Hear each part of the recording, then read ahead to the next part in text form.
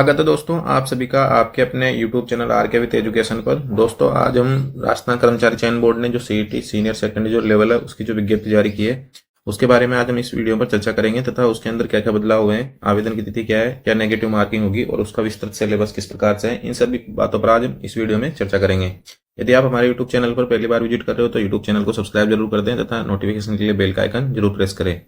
तो देख लेते हैं हम जो राजस्थान कर्मचारी चयन बोर्ड ने जो इसकी जो विज्ञप्ति जारी की है उसके अंदर क्या क्या इन्होंने संशोधन किए हैं तथा कब इसके फॉर्म भरे जा रहे हैं। तो ये इनका विस्तृत विज्ञप्ति है। इसमें लिखा हुआ है बोर्ड द्वारा समान पात्रता परीक्षा यानी common eligibility test senior secondary स्तर 2024 29 तारीख को इन्होंने जारी किया है।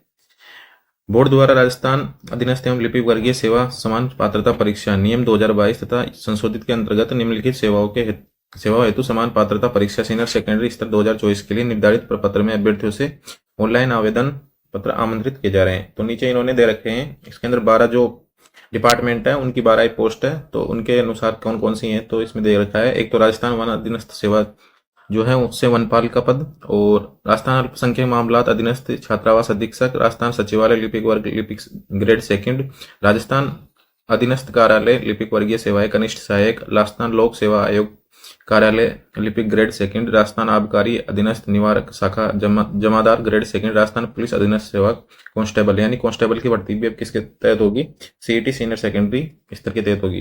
राजस्थान पंचायत राज में भी कनिष्ठ सहायक जो एलडीसी होते हैं, राजस्थान राज्य कृषि विपणन बोर्ड कनिष्ठ सहायक, राजस्थान कृषि उपज मंडी समिति कर्मचारी सेवा कनिष्ठ सहायक, माध्यमिक शिक्षा बोर्ड, राजस्थान कर्मचारी संशोधन सेवा विनियम लिपिक ग्रेड सेकंड, राजस्थान राज्य प्रदूषण नियंत्रण बोर्ड कर्मचारी सेवा नियम एवं विनियम कनिष्ठ सहायक। यानी कि जितने भी एलडीसी, तो जिस भी डिपार्टमेंट में एलडीसी लगेगा वो किसी के तहत लगेगा, सीईटी के हिसाब से ही लगेगा। कनिष्ठ सहायक और जो लिपिक ग्रेड सेकंड है ये सब एलडीसी होते हैं, और इसके अंदर जितने भी एलडीसी हैं सबकी जो जो वैकेंसी भरी जाएगी वो सीईटी सीनियर सेकंड लेवल के हिसाब से भरी जाएगी। इसमें पहले राजस्थान कृषि उपज मंडी का नहीं था और माध्यमिक शिक्षा बोर्ड का नहीं था, और राजस्थान जो ये पुलिस वाला है ये नहीं था। इनको इन्होंने संशोधन करके इनको इसके अंदर जोड़ा है। इसमें लिखा भी हुआ है राजस्थान राज्य कृषि विपणन बोर्ड एक तो, और एक इसमें दे रखा है राजस्थान कृषि उपज मंडी और माध्यमिक शिक्षा बोर्ड राजस्थान, एक राजस्थान राज्य प्रदूषण। इन सभी के पदों को बाद में इन्होंने इसमें सम्मिलित किया है। तो इसके अंदर कुल 12 डिपार्टमेंट है और 12 डिपार्टमेंट की 12 इसके अंदर पोस्ट है। अब इसके अंदर इन्होंने सीनियर सेकेंडरी में जो निकाला है, समान पात्रता परीक्षा सीनियर सेकेंडरी वर्ष में कम से कम एक बार आयोजित की जाएगी। कितनी बार की जाएगी? एक बार, कम से कम साल में एक बार की जाएगी। समान पात्रता परीक्षा का स्कोर परिणाम की दिनांक से 1 वर्ष के लिए ही मान्य होगा। यानी कि जो पहले 2 साल के लिए चल रहा था कि सीईटी का जो स्कोर कार्ड है वो 2 साल के लिए वैलिड होगा, लेकिन ऐसा नहीं है। सीईटी का जो स्कोर कार्ड है वो जो रिजल्ट आएगा उसके 1 साल तक ही ये लागू रहेगा। 1 साल के लिए ही ये वैध रहेगा, उसके बाद में आप इसको वापस दे सकते हो। इसमें लिखा भी हुआ है नीचे, बोर्ड द्वारा उन समस्त अभ्यर्थियों के अंक समान पात्रता में परीक्षा में उपस्थित हुए हैं प्रकाशित किया जाएगा, और समान पात्रता में परीक्षा में उपस्थित होने के प्रयासों की संख्या के संबंध में कोई निर्बंधन नहीं है। मतलब कि आप कितनी बार भी इसको दे सकते हो। अभ्यर्थियों की पात्रता परीक्षा में अपना स्कोर सुधारने का अवसर होगा। किसी अभ्यर्थी का समान पात्रता परीक्षा में सम्मिलित पदों के लिए आने वाली परीक्षा से पूर्व सर्वोत्तम उपलब्ध स्कोर मान्य होगा। यानी कि जैसे आपने 2 साल में दे दिया, जैसे 1 साल आपने दिया उसमें आपके नंबर आ गए 120, उसके तुरंत बाद दूसरी साल हुई और उसमें आपके नंबर आ गए 140, तो जो उच्चतम स्कोर है वही उसके लिए मान्य होगा अगर स्कोर की वैधता समाप्त नहीं होती है तो। और जो पहले जो 2022 में सीनियर सेकेंडरी जो 2022 में जो सीनियर सेकेंडरी का जो स्नातक स्तर का सीनियर सेकेंडरी स्तर का जो सीईटी का पेपर हुआ था उसकी जो वैधता समाप्त हो चुकी है। इन्होंने लिखा भी है, पूर्व समान पात्रता परीक्षा सीनियर सेकेंडरी 2022 की स्कोर की अवधि परिणाम की दिनांक से 1 वर्ष पूर्ण हो जाने से समाप्त हो चुकी है। मतलब अब वो समाप्त हो चुकी है, और जो अब जो भर्तियां आएगी वो जो नई सीईटी सीनियर सेकेंडरी लेवल होगा उसी के आधार पर ये सम्मिलित की जाएगी।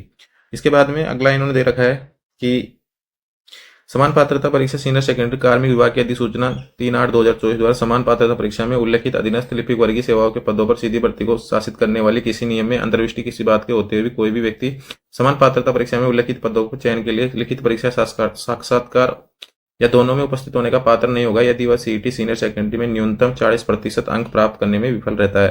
तथापि अनुसूचित जातियों अनुसूचित जनजातियों अभ्यर्थियों को न्यूनतम अंकों में 40% 5% तक शीतलीकरण उपलब्ध होगा। यानी कि इन्होंने जो 40% का नियम लागू किया है, तो वो अगर यदि कोई विद्यार्थी 40% नहीं ला पाता है तो वो किसी भी भर्ती के लिए योग्य नहीं होगा। 40% का मतलब हो गया 150% है। 150% के कितने नंबर हो गए? 150% के 300 अंक बनते हैं। तो 300 अंक का मतलब 40% निकाल लेंगे इसके, तो 40% इसका निकल के आ जाएगा हमारे पास में कम से कम 120। यानी कि 120 नंबर तो आपके होने ही चाहिए, और जो अदर कैटेगरी है उनके लिए 5% की छूट है।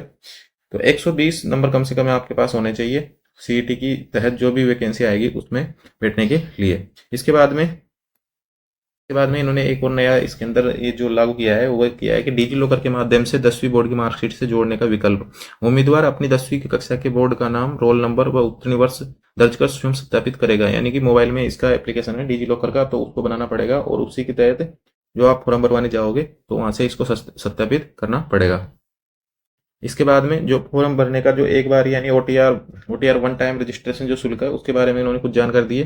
तो कार्मिक विभाग के परिपत्र 19/4/2023 द्वारा अभ्यर्थियों को अपनी एसएसओ आईडी द्वारा लॉगिन करने के बाद एक बार ही पंजीयन प्रणाली वन टाइम रजिस्ट्रेशन ऑप्शन पर जाकर निम्नानुसार निर्धारित पंजीयन शुल्क राज्य के निर्धारित ई मित्र कियोस्क या जन सुविधा केंद्र सीएससी के माध्यम से चयन बोर्ड को ऑनलाइन जमा कराएं।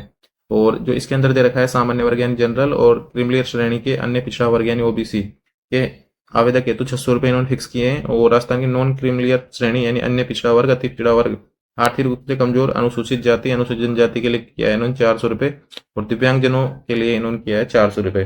तो ये इसमें जनरल, ओबीसी और ईडब्ल्यूएस इनके लिए तो है 600 रुपये, और जो एससी एसटी और ओबीसी, एससी एसटी एमबीसी आदि जो कैटेगरी हैं इनके लिए हैं 400 रुपये, और जो पीएच हैंडीकेप्ट है उनके लिए भी ये 400 रुपये फिक्स किया है।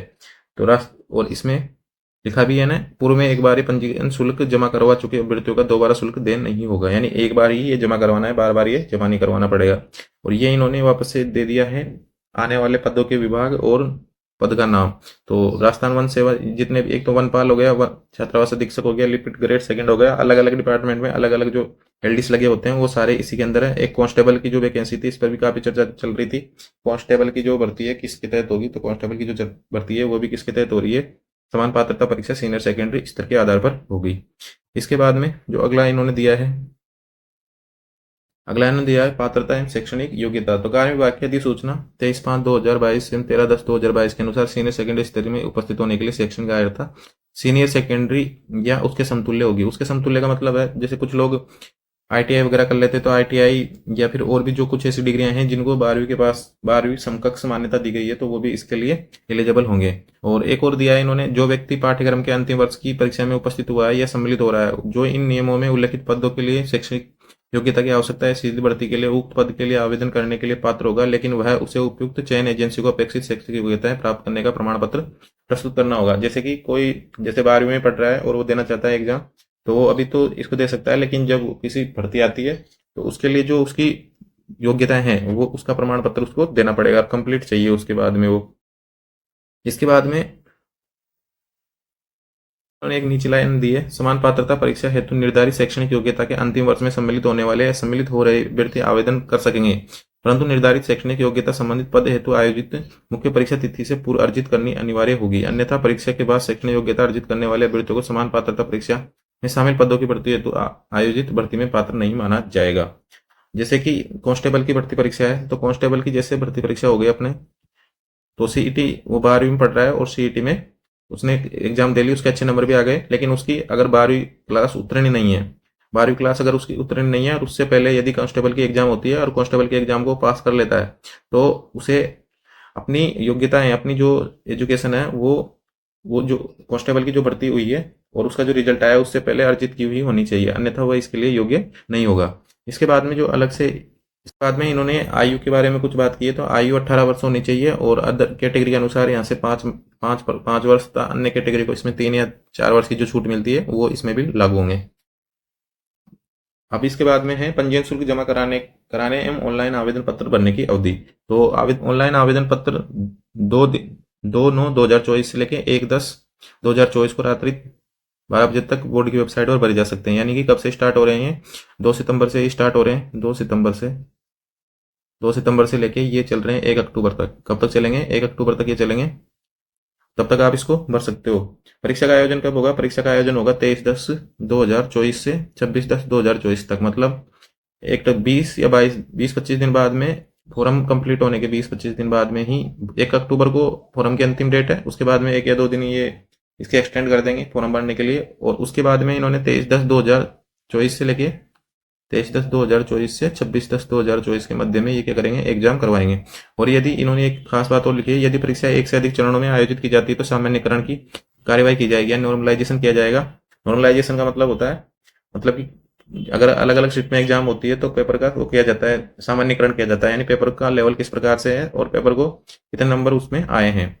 तो ये हो गया, परीक्षा का आयोजन हो गया। इसके बाद में एक और इन्होंने महत्वपूर्ण बात इसके अंदर की है कि आवेदक को अपना नवीनतम फोटो यानी अधिकतम 1 माह पुराना ही अपलोड करनी चाहिए। मोबाइल व अन्य स्वयं रचित फोटो उपयोग नहीं करे, यानी मोबाइल से खींची हुई फोटो उपयोग नहीं करे, यानी कि 1 महीने से ज्यादा पुरानी आपकी फोटो नहीं होनी चाहिए। और ये सही भी है, क्योंकि कई बार ऐसा हो, कई बार कुछ लोग असमंजस में रहते हैं कि ये व्यक्ति वही है या नहीं है। अगर हम पुरानी फोटो लगा देते हैं तो काफी बार ऐसा हो जाता है।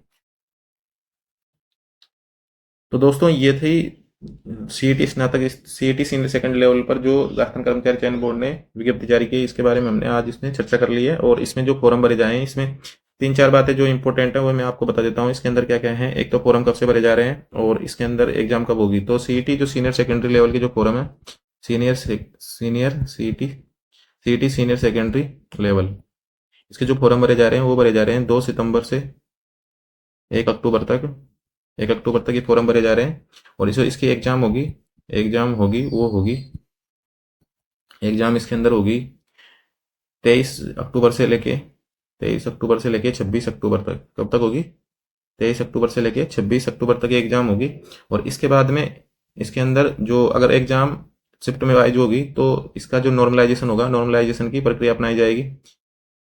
नॉर्मलाइजेशन की प्रक्रिया इसके अंदर होगी। और इसके अंदर कितने डिपार्टमेंट है, कितने डिपार्टमेंट की कितनी परीक्षा है? डिपार्टमेंट है इसके अंदर 12 और 12 इसके अंदर पोस्ट है। 12 इसके अंदर 12 विभाग है और 12 विभागों के 12 पद इसके अंदर हैं, पद हैं। ये हो गया। और इसके अंदर जो शुल्क है, ओटीआर का जो शुल्क है, वो जो जनरल कैटेगरी, जनरल और ओबीसी और नॉन क्रीमिलियर जो श्रेणियां हैं उनके लिए 600 रुपये हैं, और अदर जो कैटेगरी है उनके लिए 400 रुपये हैं, और दिव्यांगजनों के लिए भी कितने हैं? 400 रुपये हैं। तो आप इसके अंदर फॉर्म अप्लाई कर सकते हो। और 12वीं क्लास की समकक्ष आपकी योग्यताएं होनी चाहिए, और आपकी उम्र 18 वर्ष पूर्ण कर चुके हो, 18 वर्ष पूर्ण कर चुके हो, तो आप इसमें फॉर्म अप्लाई कर सकते हो।